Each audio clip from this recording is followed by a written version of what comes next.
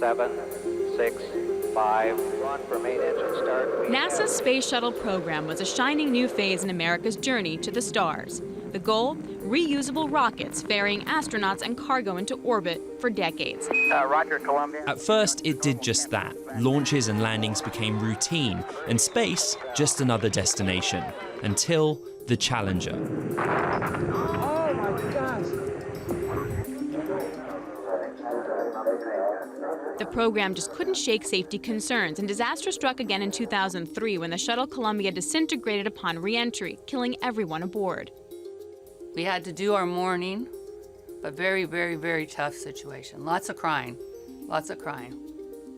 When the US shuttle program was shut down in 2011, the government officially portrayed it as a redirection of NASA's focus towards deep space exploration. I have been pushing NASA to revamp its vision. The shuttle did some extraordinary work in low orbit, but now what we need is that next technological breakthrough.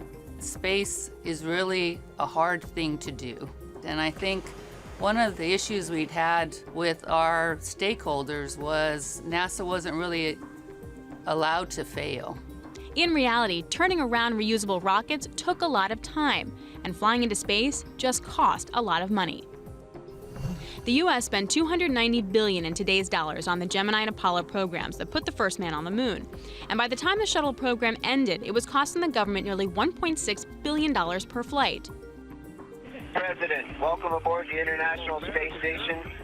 The hope, by shifting NASA's focus into deep space, the financial burden of supporting the International Space Station would move to private companies. Cue Elon Musk. It's an amazing day, I think, for space as a whole, for the space industry. Even before he founded Tesla, Musk had set his eyes on space. He launched the company SpaceX in 2002 with the idea of reusing rockets to reduce the cost and doing it better. You can fly and refly an orbit-class booster, which is the most expensive part of the rocket. This is going to be ultimately a huge revolution in spaceflight. SpaceX, along with Boeing, secured $6.8 billion in NASA contracts to help fly U.S. astronauts into space. Two heads are better than one. And honestly, getting like 400 of them is even better. In 2012, Musk's SpaceX launched its Dragon spacecraft, the first commercial vehicle to deliver cargo to and from the International Space Station. And in 2020, Dragon carried a NASA crew to ISS for just $55 million per seat, 20% less than Russia was charging the US for the same service. And SpaceX isn't alone. Jeff Bezos' Blue Origin was among several companies that received NASA funding to develop spaceflight technology, marking the next giant leap in commercializing space.